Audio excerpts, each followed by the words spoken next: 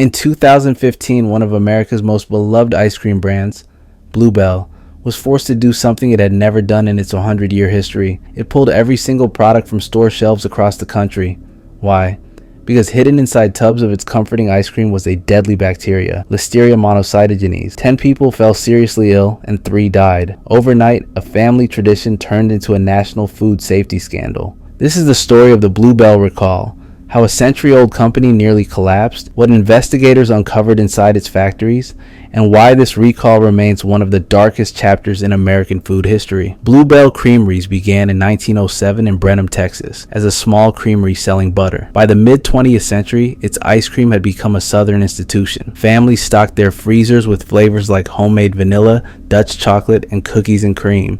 By 2015, Bluebell was the third largest ice cream brand in the United States, sold in 23 states with annual sales approaching 880 million. Its slogan, "The best ice cream in the country," wasn't just marketing. For many, it was the truth. Bluebell wasn't just dessert.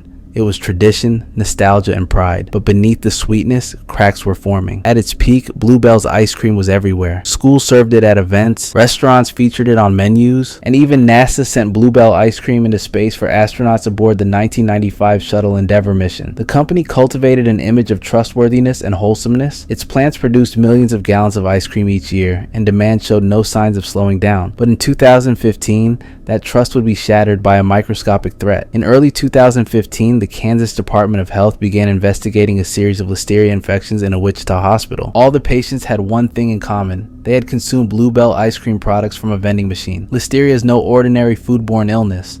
Unlike many bacteria, it thrives in cold environments like refrigerators and freezers. It can cause fever, muscle aches, and gastrointestinal symptoms. But in vulnerable populations like the elderly or immunocompromised, it can be fatal. The CDC traced 10 confirmed cases of Listeria infection back to Bluebell products. 3 patients died. The investigation soon revealed contamination not just in Kansas, but in multiple Bluebell plants, including facilities in Texas, Oklahoma, and Alabama. This wasn't an isolated problem. It was systemic. On March 13, 2015, Bluebell issued its first recall in company history. A small batch of ice cream cups produced in its Broken Arrow, Oklahoma plant. But as more tests came back positive for Listeria, the recall grew. By April 20th, 2015, Bluebell took the unprecedented step of recalling 100% of its products from all markets. Ice cream, frozen yogurt, sherbet, everything was gone. Grocery store freezers across the South were suddenly empty, a surreal sight for families who had bought Bluebell for generations. The cost was immediate and devastating. Bluebell halted production in all 3 of its plants. The company furloughed or laid off over 1,400 employees, nearly 40% of its workforce. For the first time in over a century, Bluebell stopped making ice cream. As investigators examined Bluebell's plants, disturbing details emerged. The FDA released inspection reports showing that the company had detected Listeria in its facilities as early as 2013. Instead of taking sweeping corrective action, management allegedly chose limited fixes that failed to stop the bacteria from persisting in the environment. The reports described unsanitary conditions, water dripping into production areas, equipment that was difficult to clean,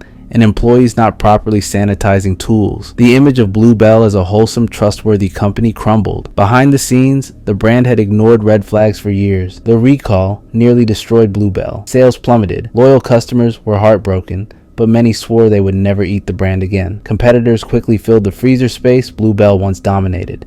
In 2016, the company secured a $125 million investment from billionaire Sid Bass just to stay afloat.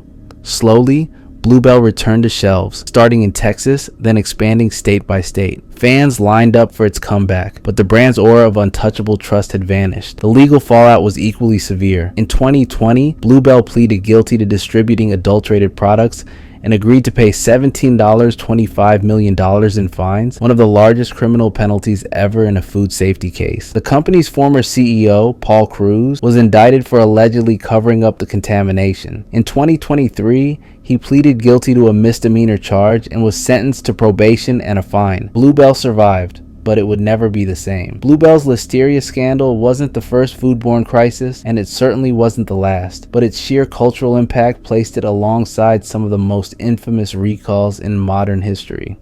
In 2009, the Peanut Corporation of America recalls sent shockwaves across the United States when salmonella-tainted peanut butter killed 9 people and sickened more than 700 others. The CEO, Stuart Parnell, was later sentenced to 28 years in prison for knowingly shipping contaminated products, the harshest penalty ever handed down in a food safety case. In 2011, Germany was rocked by an E. coli outbreak traced to contaminated sprouts. Over 4,000 people were sickened, and at least 53 died. The scare rattled the entire European Union and exposed just how fragile global food supply chains had become. And then there's China's 2008 melamine scandal. Dairy companies, desperate to artificially boost protein readings in milk powder, added an industrial chemical to baby formula. The result? At least 6 infants dead and over 300,000 children sickened.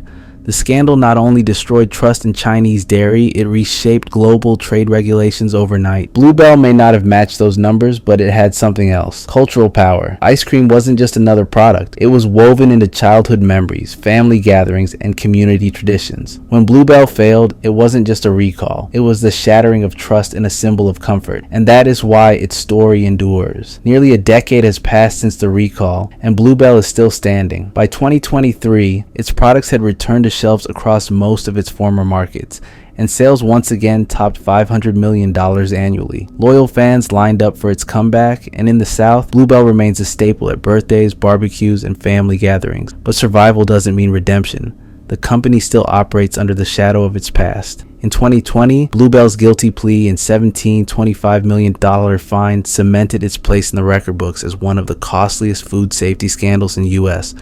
history. And though the former CEO avoided prison, the indictment ensured that leadership missteps were etched into public memory. More importantly, the recall changed how the entire food industry approaches Listeria. Today, companies are quicker to issue recalls, even at the first sign of contamination, rather than risk another Bluebell-level disaster. Regulators are stricter, consumers more skeptical, and food brands more cautious in their claims of being the best. The question that lingers is whether Bluebell can ever fully regain its identity. To some, it will always be the ice cream that came back. To others, it will forever be the ice cream that once hid a deadly secret. And perhaps the truth is that it will always be both. The Bluebell recall wasn't just about ice cream. It was about what happens when trust is broken at the deepest level, not by strangers, but by something we invited into our homes, into our celebrations, into our lives. Bluebell has survived, yes, but scars remain. For some, every pint carries nostalgia. For others, it carries a shadow. So what do you think? Can a brand ever truly wash away the stain of a deadly scandal? Or will Bluebell forever serve as a reminder that even the sweetest things can turn rotten? This is Rotten and Abandoned, stories of the rotten, the eerie, and the forgotten.